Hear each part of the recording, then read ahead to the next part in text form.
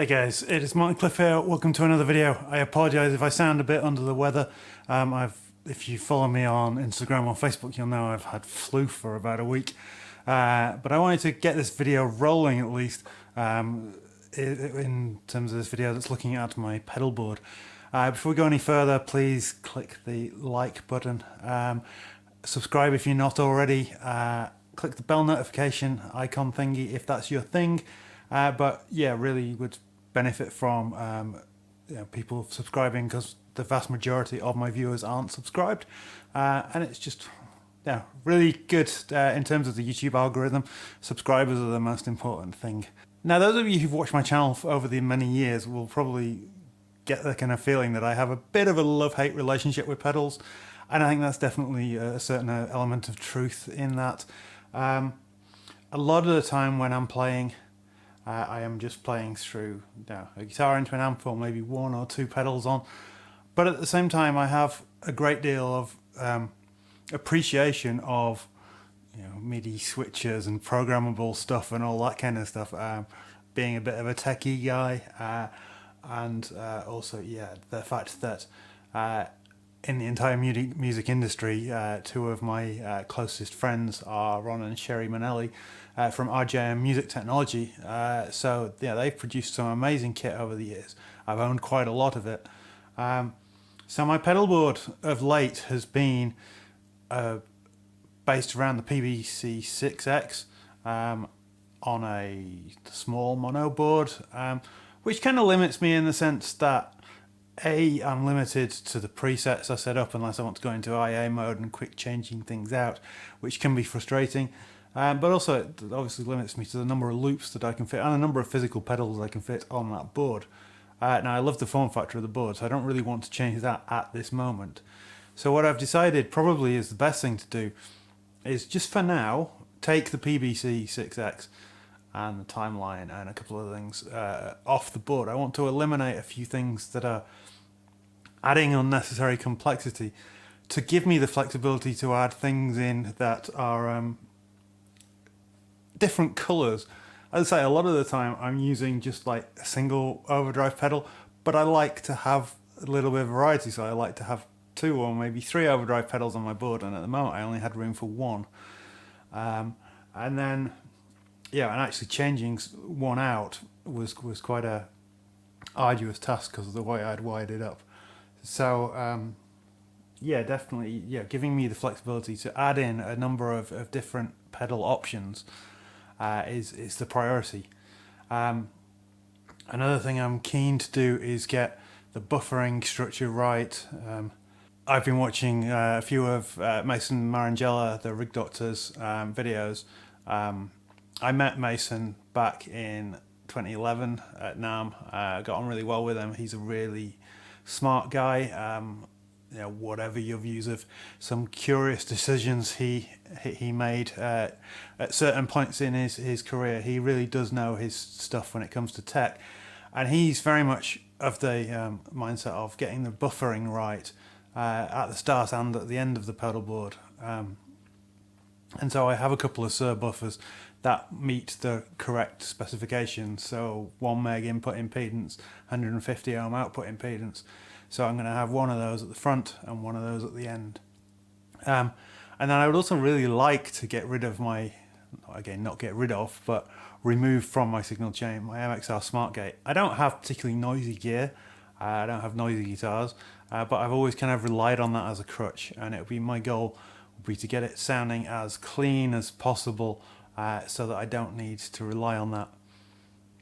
So that's basically it. I'm going to go into the other room and start working on things, and then you'll see the progress later in the video. What do you think about the backdrop?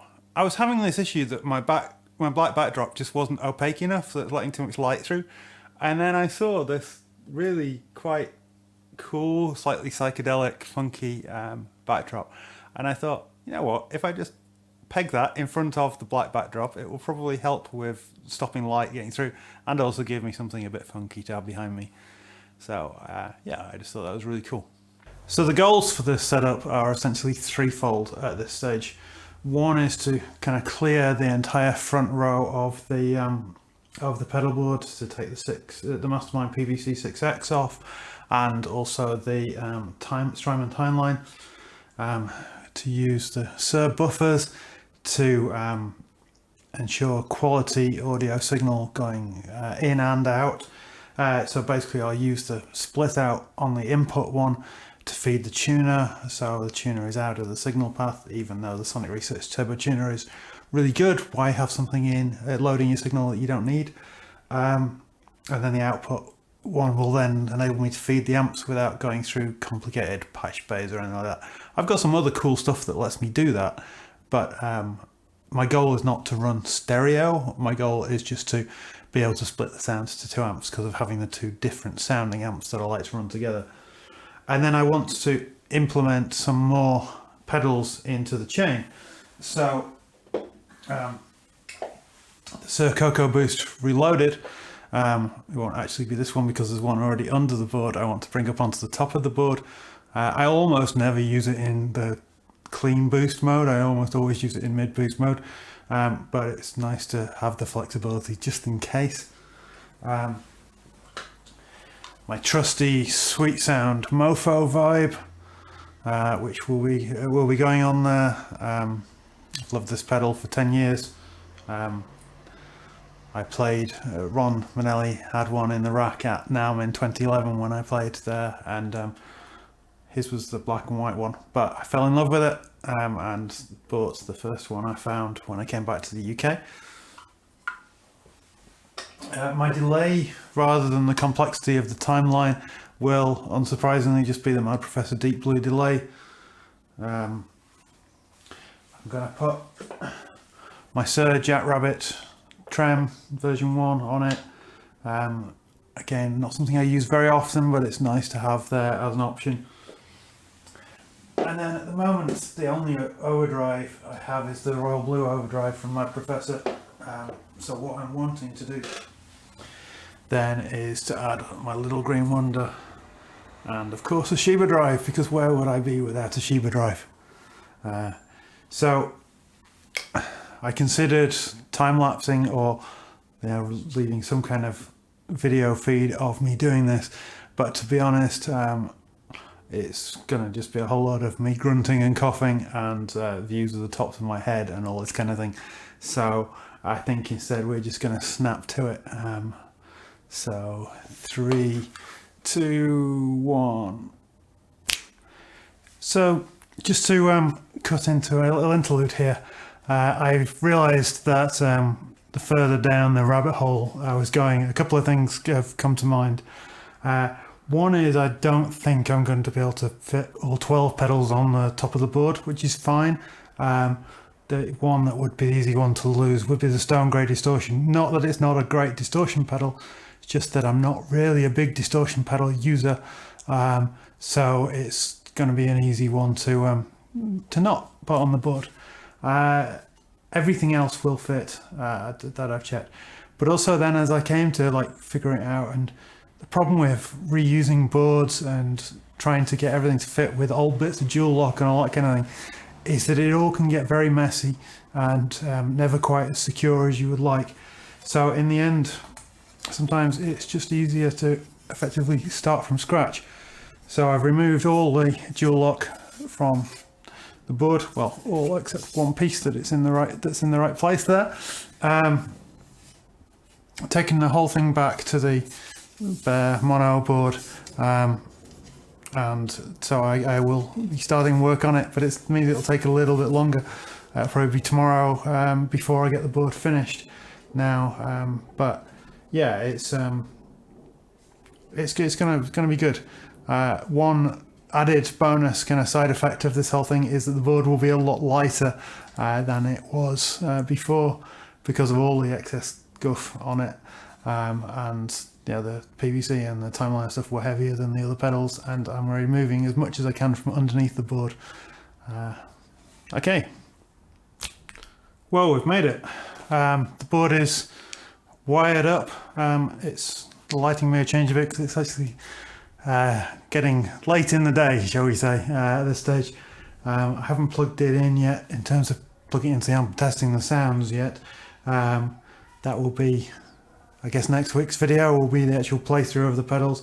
But what I did was I made sure everything was laid out neatly. It's good power. It's a Strymon, Zoomer and OGI. Then all the cables are Evidence Audio monorail with the screw-in solderless connection. I know Mason doesn't like solderless cables, but this particular set of solderless cables, the Evidence Audio ones, have been absolutely flawless all the times I've used them. I've been using them for many years, so yeah, it's looking good. There are a couple of little places that I just need to maybe tweak how the cables are routed, just to make it a little bit neat. This little floppy bit here for one. Oh, that may be easy to fix.